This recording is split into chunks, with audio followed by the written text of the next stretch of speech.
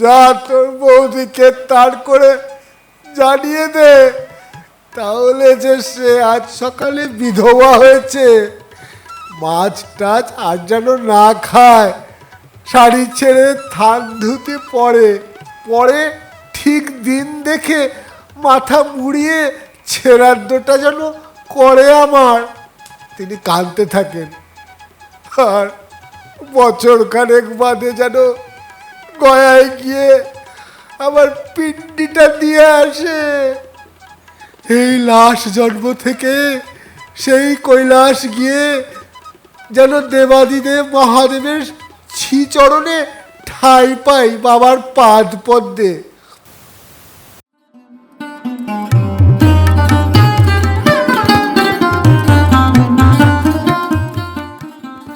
গল্পে ঢেবে ঢেবে আজকের গল্প পড়ছি হর্ষবর্ধন দ্বিতীয় সংস্করণ। লেখক শিবরাম চক্রবর্তী।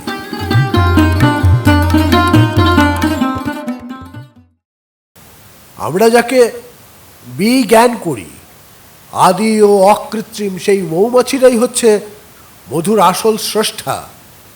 খাঁটি মধু শুধু তাদেরই আমদানি, এই তো আমি জানতাম। কিন্তু আজকাল বিজ্ঞানের অবদানেও যে মধু আবার মিলছে, সেদিন সেটা জানা গেল। জানলাম সেই ফেরিওয়ালার স্ত্রী মুখেই। মধু চাই, চাই খাঁটি মধু, পথ দিয়ে হেঁকে যাচ্ছিল সে। ডাকতো মধুওয়ালাকে, ডাকলেন হর্ষবর্ধনও। সকালবেলাটা একটু সুমধুর করা যাক আজ। গোবরা গিয়ে ডেকে আনলো লোকটাকে। খাঁটি মধু বলে হেঁকে যাচ্ছ তো, দেখি তোমার কেমন খাঁটি মধু। একটুখানি হাতে নিয়ে চেখে দেখলেন দাদা। ওমা, এ আবার কি মধু গো, এমন টক টক তেতো তো কেন? মধু তো মিষ্টি হবে জানি। খেয়ে গোবরারও মুখ বেঁকে গেল, কেমন যেন গেজে গেছে মুখটা, তাই না দাদা? উপস্থিত আমিও রসে বঞ্চিত রইলাম না। হ্যাঁ, যা বলেছ ভাই, মধু নয়, মধুর গন্ধ নাই। বলতে হলো আমাকেও। এ কোথাকার মধু হে? জানতে চান হর্ষবর্ধন। কেন, আমাদের এই বেলেঘাটার মধু? আমাদের নিজেদের কারখানার বানানো। জানালো সে। খাঁটি বৈজ্ঞানিক মধু বাবু। বৈজ্ঞানিক মধু? সে আবার কি হে? মধু কি কারখানায় বানানো যায় নাকি? মধু তো যদ্দূর জানি মৌমাছির কাণ্ড। তবে হ্যাঁ, ওদের মৌচাককে যদি কারখানা বলো তো এক কথায় মৌমাছিদের কাণ্ড কারখানাও বলা যায় বোধ হয়। সায় দেয় গোবরা। কারখানায় মধু বানাতে পারে না? কি যে বলেন বাবু, কত কি বানায় কারখানায়, খাঁটি ঘি থেকে খাঁটি সর্ষের তেল পর্যন্ত। আজকাল বিজ্ঞানীদের অসাধ্য কিছু আছে নাকি? অসম্ভব সব কাণ্ড করছে তারা। জানালো সেই বিজ্ঞানের ফেরিওয়ালা। কিরকম কিরকম? হর্ষবর্ধন কৌতূহলী হন। বনস্পতির সঙ্গে ঘিয়ের রং মিলিয়ে খানিক গোব্রের সেন্ট মিশিয়ে দিল, হয়ে গেল খাঁটি গাওয়া ঘি। 18 টাকা কেজি। 8 আনার মাল মশলা দাঁড়িয়ে গেল নেট 18 টাকায়। শিয়াল কাটা বীজের নির্যাসের সঙ্গে সর্ষের তেলের সেন্ট মেশালেই হলো গে খাঁটি সর্ষের তেল। মাছ ভেজে খান, গায়ে মেখে নিন, নাকে লাগিয়ে ঘুম দিন, কি কারো পায়ে মাখিয়ে কোনো কাজ হাসিল করুন, চমৎকার লাগসই। এমনি আরও কত জিনিস, কি আর বলবো। কি চাই বলুন না, এনে দিচ্ছে এক্ষুনি আমাদের কারখানা থেকে। 100 টাকার নোট? আমি জানতে চাই। আনতে ঠিক না চাইলেও হ্যাঁ, তাও বানিয়ে দিতে পারি, কারখানা থেকে বানিয়ে, উপযুক্ত মেহনতি পেলে। কখানা চাই আপনার?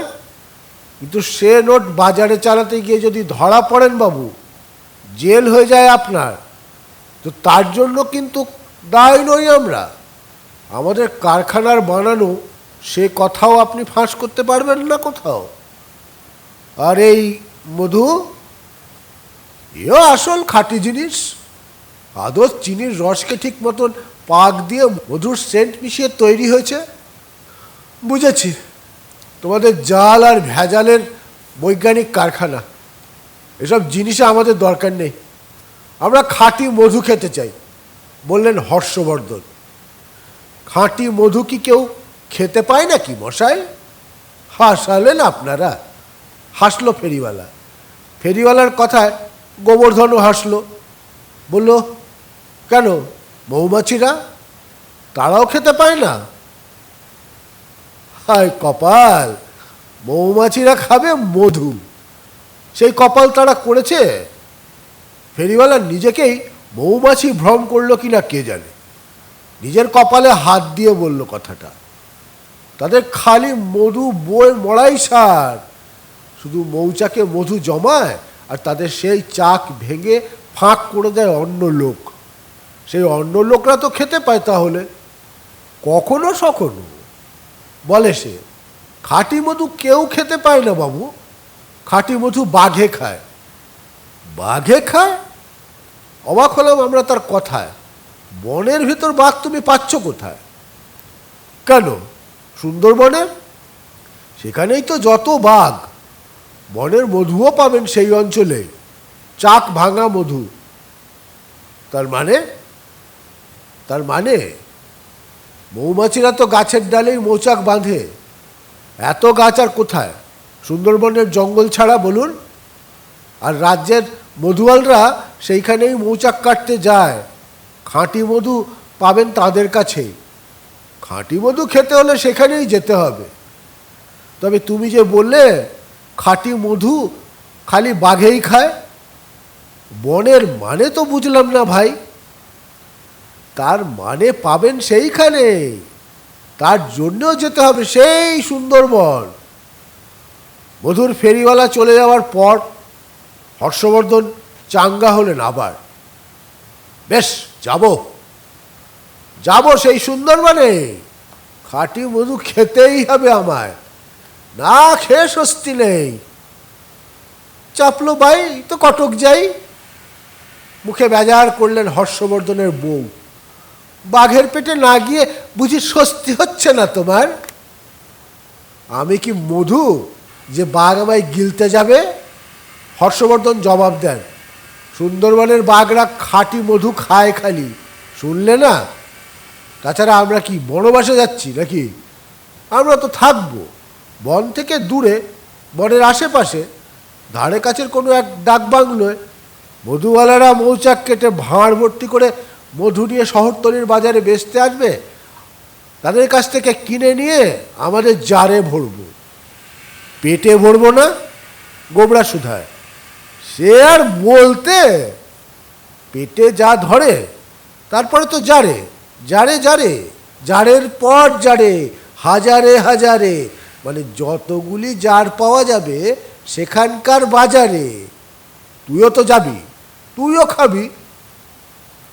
কিন্তু বাঘে যদি, গোবরা আমতা করে বলে, বাঘে যদি আমায় বাগে পায়, বাঘ তোর দিকে ভুলেও তাকাবে না। আমি রয়েছি না তোর সঙ্গে? সাহস দেন দাদা। আমাকে দেখলে মানে রাজভোগ দেখতে পেলে কেউ কি আর মিহিদানার দিকে নজর দেয়? আপনিও চলুন না শিবরাম বাবু, সুন্দরবন। খাঁটি মধু খাবেন এখন? কোন দুঃখে আমি বলি, আমার এত সুন্দর সুন্দর বন থাকতে মধু খেতে আমায় সুন্দরবন যেতে হবে কেন? বোনেরা যা আমায় খেতে দেয় তাই আমার কাছে মধু, মধুর থেকে কিছু কম মিষ্টি নয়। তা হলেও আপনি সঙ্গে যান। হর্ষবর্ধনের স্ত্রী অনুরোধ করেন আমায়। আপনি সঙ্গে থাকলে আমি খুব ভরসা পাবো। আপনার একটু বুদ্ধিশুদ্ধি আছে তো, আপনি ওর চৌকি দিতে পারবেন। যে সার্টিফিকেট কেউ আমায় দেয় না, সেই বুদ্ধিশুদ্ধির প্রশংসায় আমার মন গড়লেও বাইরে টলি না। বলি, আমায় কেন দিতে হবে চৌকি? তার জন্য চৌকিদারই তো রয়েছে। কোম্পানির মূল্যকে কোথায় নেই চৌকিদার? রাত দিন চৌকি দেওয়াই তাদের কাজ। তারাই চৌকি দেবে। তাহলেও আপনি যান, আপনি গেলে আমি মনে স্বস্তি পাই। উপরোধ করেন উনি। তারপরও আসল কথা কি জানেন, আমি ব্যক্ত করি, আমি হচ্ছি দারুণ কলকাতা শক্ত লোক। কলকাতা থেকে কোথাও যাওয়া আমার পক্ষে শক্ত ব্যাপার। আমার নিজের আস্তাবল ছেড়ে আর কোথাও অন্য কোনো আস্তানায় যাওয়ার আমার বাসনা হয় না। মধু খেতে সুন্দরবন যাওয়া দূরে থাক, অমৃত স্বাদ নিতে স্বর্গে যেতেও আমার স্বাদ হয় না। কলকাতা ছেড়ে কোথাও যাওয়ার কোনো অর্থ পাই না আমি। পান না অর্থ? এই নিন অর্থ। হর্ষবর্ধন যেন খেপে গেলেন। এই নিন 1,000, এই নিন আর 1,000, এই নিন আরো 1,000, এই আবার আবার আরেক। 5,000 টাকার 5খানা নোটের বান্ডিল তিনি আমার হাতে তুলে দিলেন। এবার তো পেলেন অর্থ, আর তো কলকাতা ছাড়ার কোনো বাধা রইল না। বলাই বাহুল্য, টাকা পেলে লোকে জাহান্নামেও যেতে পারে, বাঘের মুখে যাওয়ার এমন কি। আমিও রাজি তৎক্ষণাৎ। হর্ষবর্ধনের গিন্নি বললেন গোবরাকে, ঠাকুরপো, তুমি তাহলে 100-5 টাকা এক্ষুনি টেলিগ্রাম মানি অর্ডার করে দাও সুন্দরবনের চৌকিদারকে। দিন 5 জন্য তাকে চৌকি দিতে হবে, দিন রাতের চৌকি। কবে যাচ্ছ সেটা জানিয়ে দাও, তার করে তোমরা ফিরে না আসা পর্যন্ত আমার ঘুম হবে না। যথা দিবসে যথাস্থানে পৌঁছে দেখি আমাদের সসম্মানে অভ্যর্থনার জন্য স্বয়ং চৌকিদার দাঁড়িয়ে। ঠিক জানি না, তবে চৌকিদারই হবেন বোধ হয়। এই যে আপনারা এসে গেছেন বাবুরা, আপনাদের চৌকিও মজুদ। সেও এসে গেল বলে। ও, এসে গেলেন? তা চৌকিদার বাবু আসছেন কখন? গোবর্ধন শুধালেন। চৌকিদার তো আমিই বাবু। সে বললে, আমি আপনাদের চৌকির কথা বলছিলাম। 5 জনের মতো চৌকি চেয়েছেন না আপনারা, তাই সেটা ফরমাস দিয়ে বানাতে হলো। 5 জনের জন্য নয়, 5 দিনের জন্য চৌকি দিতে হবে আপনাকে। আমি চৌকিদারের ভুল শোধরাই। 5 দিনের কথা কি বলছেন? সুন্দরবনের সুন্দরী কাঠের চৌকি। সুন্দরবনের নাম এই সুন্দরী কাঠের জন্যে, জানেন তো? এমন টেকসই কাঠ আর হয় না বাবু। আপনাদের ফ্যাশানির টিক কাঠ কোথায় লাগে ভারী মজবুত বাবু। 5 দিন কি বলছেন, 5 পুরুষের জন্য আপনারা নিশ্চিন্ত। দেখতে দেখতে 4 জন মানুষের কাঁধে চেপে পেল্লায় এক চৌকি, সে হাজির। বাজিয়ে দেখুন না বাবু কেমন টেকসই। বসে দেখুন, শুয়ে দেখুন, এরপর লাফিয়ে দেখুন কীরকম মজবুত। কি বলছো 5 পুরুষের জন্য নিশ্চিন্তি? হর্ষবর্ধন বললেন, কিন্তু আমাদের এই 2.5 পুরুষে আটলে হয়। আমরা হৃষ্টপুষ্ট 2 জন। আমাদের দেখিয়ে তারপর গোবরার দিকে তাকিয়ে তিনি ভ্রুভঙ্গি করলেন। আর আমার ভাইকে যদি অর্ধপুরুষ ধরি, ও এখনো নাবালক তো। আমি অর্ধপুরুষ, আমি নাবালক? ফোঁস করে ওঠে গোবরা। কি আলতু ফালতু বাজে বকছো দাদা? নাবালক নাই হলি আমি একাই তোদের 3 পুরুষের ধাক্কা, সেটা দেখেছিস? আমি ওই চৌকিতে শুয়ে যদি বা একটু নিশ্চিন্তি হয়ে ঘুমোই, তুই আমাকে নিশ্চিন্তি হতে দিবি কি? ঘুমের ঘরে পাশ ফিরতে কখন আমার চাপে চ্যাপটা হয়ে যাস, সেই ভয় তো আমার ঘুম হবে না। না বাপু চৌকিদার, তুমি আগে 2খানা চৌকি দেখো। আমি একটু নিশ্চিন্তি হয়ে ঘুমোতে চাই। সেগুলো এক এক পুরুষের মতো হলেও ক্ষতি নেই। চৌকিদার তখন তার লোকেদের আরও 2খানা আনবার জন্য হুকুম করলো। তারপর বলল, এই চৌকিটার ধরুন 20 টাকা, আর 2খানা ছোটো খাট হবে তো, তাদের দাম 10 টাকা করেই ধরুন। এই গেল 40 টাকা। বাকি থাকে 460। ধরুন এই আপনাদের 460। ট্যাগ থেকে সে 1 গোছা টাকা বার করে বসে। চৌকির জন্য এত টাকা পাঠিয়েছেন কেন বাবুরা? এত লাগে না তো, সুন্দরী কাঠের চৌকি হলেও লাগে না। আহা, এই চৌকি দেওয়ার জন্য তোমাকে দেওয়া হয়েছে নাকি টাকা? তোমাকে আসল চৌকি দিতে হবে যে, তুমি চৌকিদার না। পাহারা দেবে আমার দাদাকে, দিন রাত পাহারা। 4-5 দিন থাকবো আমরা, এই কদিন কেবল। আর সেই জন্যেই বৌদি তোমাকে টিএমও করে ওটা পাঠিয়েছে, ও টাকা তুমি রাখো। কিসের পাহারা? চৌকিদার একটু অবাক হয়। বাঘের হাত থেকে বাঁচাবে আমার দাদাকে, সেই সঙ্গে একটু একটু আমাদেরও। সুন্দরবনে বাঘের ভয় নেই? তা তো আছে বাবু, রীতিমতোই আছে, কিন্তু বাঘের হাত থেকে কি কেউ বাঁচাতে পারে? কথায় বলে সাপের লেখা বাঘের দেখা। বাঘ দেখলো কি নিল, এক লাফে সোজা ঘাড়ের ওপর এসে পড়বে, পরের লাফে লোকটাকে মুখে নিয়ে পালাবে চোচা। কেউ বাঁচাতে পারবে না। চৌকিদার দূরে থাক, কোনো দারোগার বাপের 7 দিন এই যে বাঁচায়, জজ ম্যাজিস্ট্রেট নয়। বাঘকে তো অ্যারেস্ট করা যায় না বাবু, দায়রা সর্প চলে না। সে কি গো, শুনে আমি আঁতকে উঠি। তবে যে শুনলাম এখানকার বাঘ মধুই খায়, খালি মধু খেয়েই বেঁচে থাকে নাকি? তা আপনারা শিকার করতে এসেছেন তো? আমার কথায় জবাব দেওয়া বাহুল্য বোধ করে সে শুধায়। বাঘ শিকার করতেই তো আসেন এখানে ভদ্রলোকরা। তা আপনারা তো বাঘ শিকারেই। আমরা অস্বীকার করায় সে বললে, শিকার করবেন না তো কি কারণে এসেছেন এই সুন্দরবনে? চৌকির জন্য নয় নিশ্চয়ই। আমরা মধু খেতে এসেছি। ঢোক গিললেন দাদা। তা মধুর জন্য জঙ্গলের ভিতরি আপনাদের সিধতে হবে না। এখান দিয়ে সামনের পথ ধরে মধুর হাঁড়ি ঘাড়ে করে মধুয়ালরা যাবেন সব। এই বাংলোয় বসেই কিনে কিনে খেতে পাবেন। এত দূরে এখানে বাঘের কোনো ডর নেই। বাঘ এত দূর বড় একটা আসে না। আপনারা এখানে বসেই খাঁটি মধু পাবেন, যত খুশি। তা না হয় হলো, কিন্তু খাঁটি মধু খায় বাঘে বলে একটা কথা শুনেছি যে, তার মানেটা কি আমরা জানতে চাই। মানে আজ সকালেই তো একটা দেখা গেছে বাবু, হাঁড়ি ভর্তি মধু নিয়ে মধুয়ালটা জঙ্গলের পথ ধরে আসছিল। এমন সময় সামনে দেখে এক বাঘ। বাঘটাও তাকে দেখছিল। আর যাবে কোথায়, সাপের লেখা বাঘের দেখা, কথায় বলে না। মধুয়াল ভাবলো আর বাঁচন নেই, মারা যেতেই হবে। তবু মধুটা কেন মারা যায়? চিরকাল মধু বয়েই মরি, খাবার সুযোগ হয়ে ওঠে না, মধু চাকতে পাই না কখনো। মারা যাবার আগে মধুটা সাবার করে ফেলা যাক বলে বেবাক মধুর হাঁড়িটা সে চো চো করে ফাঁক করে দিয়েছে। তারপর আমরা সবাই রুদ্ধশ্বাস। তারপর সেও মধুটা শেষ করেছে, আর বাঘটাও এসে তাকে খতম করছে। মধু গেল তার পেটে, সে গেল বাঘের পেটে। খাঁটি মধুর সবটাই বাঘের পেটে গেল তো, পেটে পেটেই পাচার হয়ে গেল সব।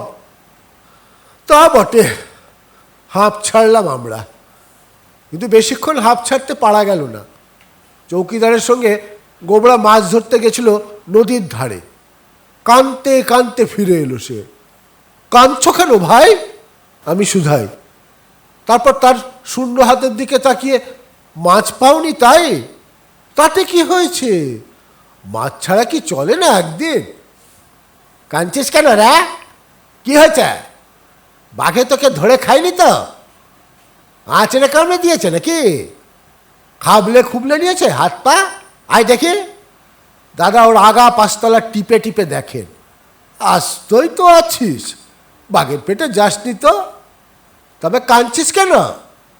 বাঘের পেটে গেলে কি আর কাঁদবার ফুরসত পেত বাবু? বলল চৌকিদার। তাহলে? আমি জিজ্ঞেস করি, তাহলে হয়েছেটা কি? যা হবার হয়ে গেছে বলল সে। দাদার বেঁচে নেই মশাই। হ্যাঁ, সে কি রে? হ্যাঁ, আঁতকে ওঠেন হর্ষবর্ধন। বেঁচে নেই বলিস কি? হ্যাঁ, দেখে এলাম নদীর ধারে দাদার লাশ পড়ে আছে সেখানে। আমি আর চৌকিদার বাবু দুজনেই দেখলাম তো। ঘাড় নেড়ে সায় দিল চৌকিদার। যথার্থ বাবু, দাদার লাশ? আমি দাদার দিকে তাকালাম। হ্যাঁ, দাদা একখান লাশ বটেন, কিন্তু দাদা এমন জলজান্ত খাড়া থাকতে দাদার লাশ হয় কি করে? এলাস তো সে লাশ, মানে সে লাশ তো এলাস নয়। বিশ্বাস হয় না, আমি বললাম। সেটা তোমার দাদার বিলাস হতে পারে। দেখে এলাম নিজের চোখে, আমরা দুজনে সচক্ষে দেখলাম বাঘে মেরে ফেলে রেখে গেছে দাদাকে। পরে রাত্রির হলে এসে নিয়ে যাবে লাশটাকে। লোকগুলো বলল নিয়ে গিয়ে খাবে। বাঘে খাবে আমায়? হর্ষবর্ধনের কাঁপুনি দেখা দেয়। আমাকে বলে আবার সেই লাশটাকে নিয়ে গিয়ে খাবে রাত্রিরে? তুই বলছিস? আমি কি বলছি? আমি কেন বলবো? আমি কি বাঘের চালচলন জানি, না তাদের মতিগতির খবর রাখি? যারা দাদার লাশটার চারিপাশে জড়ো হয়েছিল তারাই সব বলা বলি করছিল। বারবার তুই আমায় লাশ লাশ বলবি না, বলে দিচ্ছি। খাপ্পা হয়ে ওঠেন দাদা। সাবধান করে দিচ্ছি তোকে। হ্যাঁ, এমন কি মোটা আমি যে লাশ হয়ে গেছি? হ্যাঁ, রাখছেন কেন কর্তা? চৌকিদার মাঝে পড়ে মিটি দিতে চায়। মারা গেলে সবাই লাশ, তা মোটাই কি আর শুটকই কি? আমি লাশ, আপনিও লাশ। তুমি ঠিক ঠিক দেখেছো তো হে, যে তোমার দাদাই সেটা ঠিক? চোখের কোনো ভ্রম হয়নি তো? এই ভর দুপুরে ভ্রম? আপনি বলছেন কি মশাই? অবিকল আমার দাদা। আমার দাদাকে আমি দেখিনি নাকি? জন্ম থেকে দেখে আসছি, রাত দিন দেখছি আমার দাদাকে।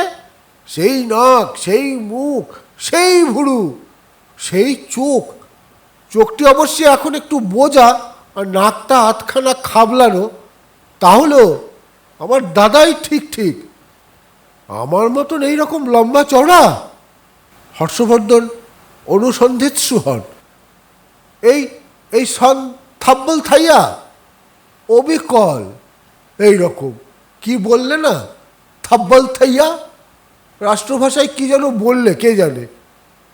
তা এইরকম থলথলে চেহারাই বটে। গোদা গোদা হাত পা? আমি জানতে চাই, ঘাড়ে গর্দানে? হুবো হুবো সে জানায়। এমনকি একই রকম কোট গায়ে, মোজা পায়, একই ধরনের জুতো, কোটের গলার বোতাম সব আটকানো। দাদা জানতে চান এই রকমটা? হ্যাঁ, ওই রকম। পরনে ওই রকম 8 পৌড়ে খাটো 8 হাত ধুতি। তাহলে তুই ঠিকই দেখেছিস বলে হর্ষবর্ধন কাঁদতে বসেন। যা তোর বৌদিকে তাড় করে জানিয়ে দে, তাহলে যে সে আজ সকালে বিধবা হয়েছে। মাছ টাছ আর যেন না খায়, শাড়ি ছেড়ে থান ধুতি পরে পরে ঠিক দিন দেখে মাথা মুড়িয়ে ছেড়াদ্দটা যেন করে আমার। তিনি কাঁদতে থাকেন। আর বছর খানেক বাদে যেন গয়ায় গিয়ে আমার পিণ্ডিটা দিয়ে আসে। এই লাশ জন্ম থেকে সেই কৈলাস গিয়ে যেন দেবাদিদেব মহাদেবের শ্রীচরণে ঠাঁই পাই বাবার পাদ পদ্মে। কানতে কানতে যেন কি মনে পড়ে, হঠাৎ টনক নড়ে তার। আচ্ছা, গোঁফ ছিল সেই লোকটার? এস রকমের পুরুষ্টু গোঁফ, এই রকমের পুরুষ্টু গোঁফ দেখেছিস? দেখেছি কে? গোবরা চৌকিদারের দিকে জিজ্ঞাসু নেত্রে তাকায়। মনে পড়ছে না তো। গোঁফ তো দেখিনি মনে হচ্ছে। না, গোঁফ ছিল না লোকটার। চৌকিদার জানায় এ ধরনের গোঁফ তো নয়। এরকম গোঁফ এ মুল্লুকেই কারণেই। আমি দেখেছি ভালো করে তাকিয়ে। তবে সে আমি নই। কান্না থামিয়ে লাফিয়ে ওঠেন হর্ষবর্ধন। তাহলে সে অন্য আর কেউ হবে। হর্ষবর্ধনের হর্ষধ্বনি শুনি আমরা এতক্ষণের পর।